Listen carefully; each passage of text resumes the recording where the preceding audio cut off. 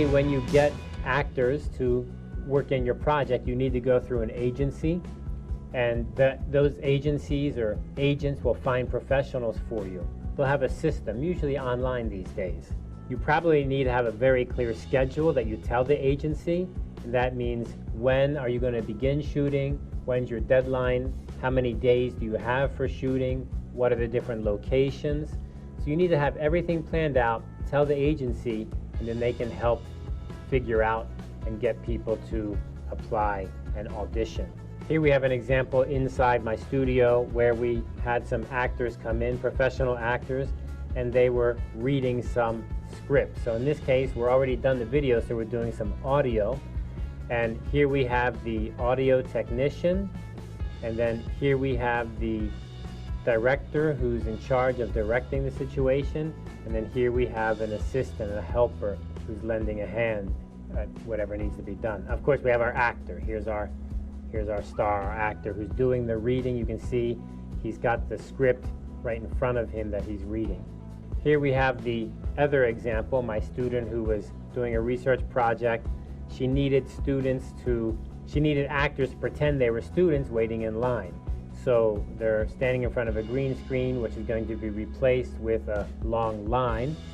And you can see they're pretending like they're looking at their phones or waiting. So she's telling them what to do. Act like you're waiting more. Act like you're bored. Act like you have a telephone call. Act like you're surfing the internet. Okay, so along these same lines, we need to prepare a script and a shooting schedule, which we've talked about in another lesson. So you can see here how different parts of what we learned before really fit together into the production. If you have a shooting schedule, you can see exactly what shot is now, what is an hour later, what's tomorrow, who's in the shot, what kind of setup do we need, what kind of angles, what kind of cameras do we need. It tells us everything right there. That's why you create that schedule, shot by shot. I would suggest that you do not hand over production to an outside company. That means if your organization, like your school, your professor, your department, your company, if you have a project you want to make, it's very tempting to go to an outside company and say, give me something back. And it's kind of this idea. They'll give you something back, but it probably will end up not being what you want. And once you get something that's not what you want, or the quality is too low, you cannot go back and change it.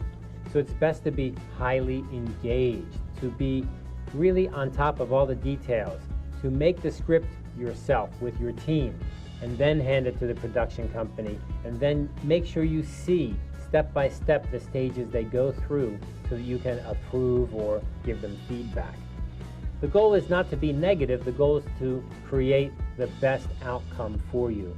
And they will work with you, they'll be very cooperative. And so here we see our line example, here again with our talent, and we have our setup. And even though it was a kind of simple situation, we needed to have 4 or 5 different kinds of lines. It ended up taking us all day to shoot it the way we wanted it.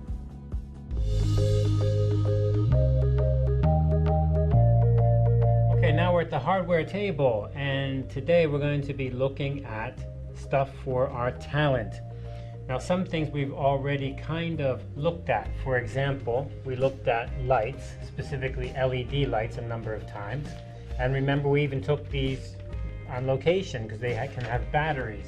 But one thing they have that's very useful are these barn doors. So you can open these, and what do these do? They help you direct your light.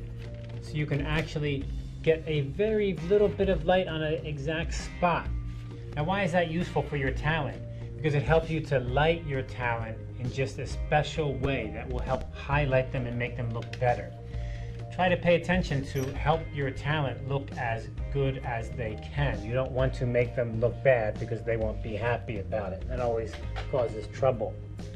So let's look at our table and see what else we've got. I think we've talked before about the light that can go on the front of the camera, or that can go on over the lens of the camera. And this kind of light very specifically will give you a nice highlight in the eyes of your talent. It'll light their face a little bit, but it will especially give that ring or a little bit of dazzle in the eye.